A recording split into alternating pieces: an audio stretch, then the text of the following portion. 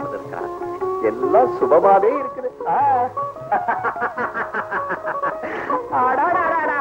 ஜமீன்தார் வாய் சுவடி ஜோதிடத்திலிருந்து சோடி ஜோதிடம் வரைக்கும் பின்னி பிணைஞ்சு கிண்டி கிளறி பார்த்ததுல கீழூர் ஜமீன்தார் கீர்த்திவர்மனோட மகன் காங்கேயவர்மனோட ஜாதகமும் தங்களுடைய புதவி கங்காதேவியினுடைய ஜாதகமும் ஓடு பொருந்தி இருக்கு. என்ன ஓடி அக்கா, நீங்க என்ன சொல்றீங்க? ஜாதகம் பொருந்தி வருதுன்னா கல்யாணத்தை ஜாம் நடத்த வேண்டியது தானே. அப்புறம் என்ன, கல்யாணத்தை நடத்திடுவோம். வர்ற தை மாதம் வளர்வரையில சப்தம திதி அமிர்த யோகம் அனுஷ நட்சத்திரம் கூடிய புதன்கிழமையில முகூர்த்தத்தை வச்சுட்டா சதிபதிகள் 2 பேரும் சர்வ பாக்கியத்தோட சந்தோஷமா வாழ்வாங்கன்னு எங்க ஜோதிட விதி சொல்லுது. என்ன ஓய்? அப்படியா? ரொம்ப சந்தோஷம். என் மக கல்யாணத்தை அன்னைக்கே நடத்துவோம்.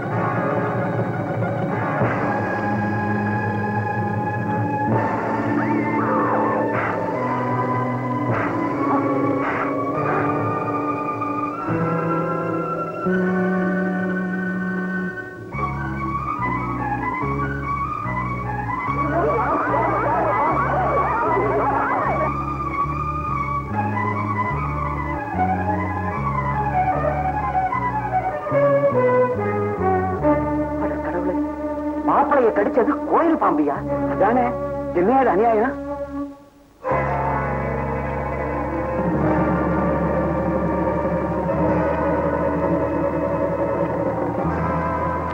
கலிகாலத்துல கடவுளுக்கு கூடவா கண்ணாடி போயிடும். கோவில் பாம்பு அம்மனோட அவதாரம்னு சொல்லுவாங்களே, அந்த தெய்வமே இப்படி ஒரு கொடுமைக்கு காரணம் ஆயிடுச்சு. உன் மக கழுத்துல மாங்கல்யம் ஏறின மறு நிமிஷமே அவளை விதவையாக்கிட்டாளே அந்த காளியாத்தா. அரக்கர்களை சம்மாரம் பண்ண வேண்டிய அவ ஒரு அப்பாவி பொண்ணோட வாழ்க்கையே சம்மாரம் பண்ணிட்டாளே. அவ தாயா இல்ல பேயா?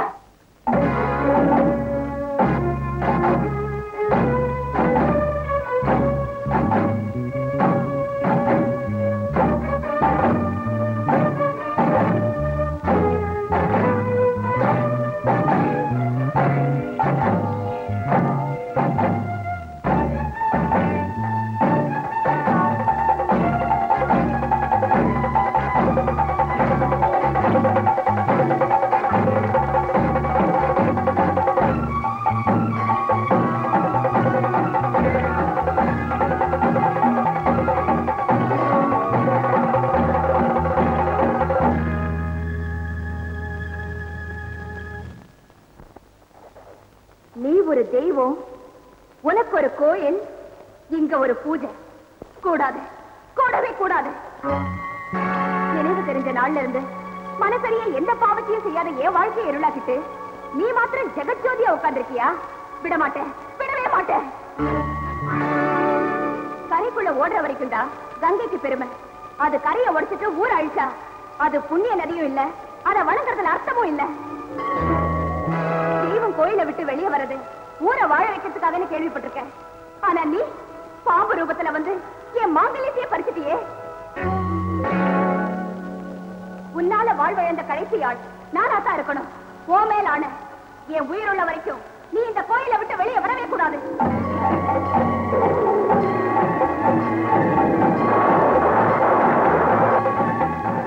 சத்தியம் தவறாத உத்தம குணப்பொண்ணா, இதுவரைக்கும் நான் வாழ்ந்தது நிச்சயம்டா. என் வாக்கு பலிக்கட்டும், உன் கோயில் விளக்குகள் அணையட்டும்.